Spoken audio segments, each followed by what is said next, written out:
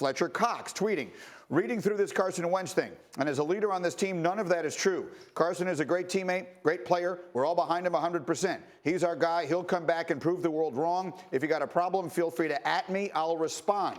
Zach Ertz also jumping in the fray. Don't believe everything you read. Carson has been nothing but a great person, great teammate, great leader since day one. Our locker room stands behind him all the way. We can't wait to get back to work and be the best team we can be in 2019.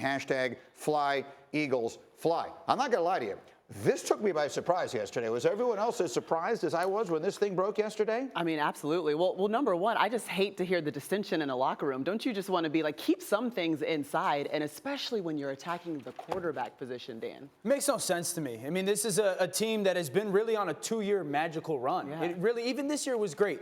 I'll say this. So let's pull it back and kind of go into the locker room in a way. So first of all, we need to remind people as a player, Carson Wentz was Patrick Mahomes before Patrick Mahomes. This guy was lighting the world on fire last season before that injury, doing stuff physically that we marveled at, similar to the ways we did in some aspects with Patrick Mahomes this year with some of the crazy throws and the athleticism. So let's remind people the player he is. Second of all is this.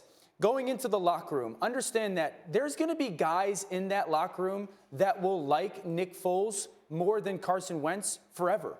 Just because that's the reality of being a part of a locker room is when a guy goes and carries you to a Super Bowl as a veteran, you're going to like him more. Or off the field, you're more similar. Or your wives get along more. So that's just the reality of being in a locker room. And the third thing is this, and Big Wood, you know that when you're outspoken about some things, guys like in the locker room don't necessarily always jump on board for that. Carson Wentz is a super outspoken Christian.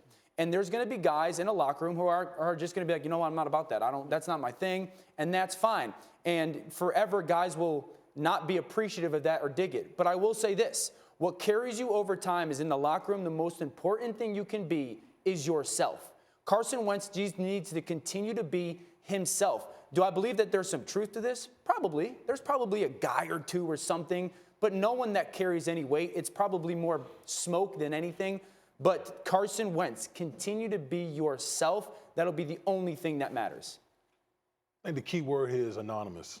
I just hate that any person who wants to go out here and talk trash about one of your teammates and you want to do it anonymously, put your name out there. If you got something to say, if you want to say something about Carson Wentz, throw it out there. I don't know Carson Wentz personally, but everything that I've heard about Carson Wentz is one of the most outstanding persons in that locker room, in the community, does a lot of great things in that He started a free food truck in the city of Philadelphia. Yeah, it's just, it really bothers me when I see people do those type of things in the locker room. May I pick up that thought, Damien Woody? I would add, the word that I think that could be used to describe it is cowardice.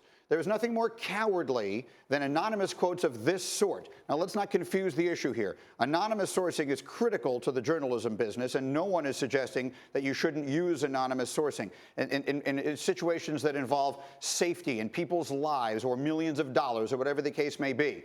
But to try and get a personal grudge out there into the zeitgeist by just throwing anonymous quotes out there is the dictionary definition of cowardice. And so to whatever players or sources close to the team, which I'm not in any way questioning, I'm sure there is validity to this and that people actually said it. But just know that when you are saying that and putting your words out there without attaching your name to it, you're a coward. That's what cowards do. You're not making the world any better. You're not making the team any better. You're not saving or, in fact, helping anyone. You are just trying to push your own personal agenda and narrative for the betterment of no one but yourself, for whatever your reasons are. And if you look up coward in the dictionary, there should be a picture of that. And what's so Well crazy? said. I know, right? It's like that. Well said. But the words that they used were selfish and egotistical, and I think that the people who made those comments were being selfish because you're taking away from the team, you're making it more difficult a season from now, and ultimately, you're hurting more people than yourself.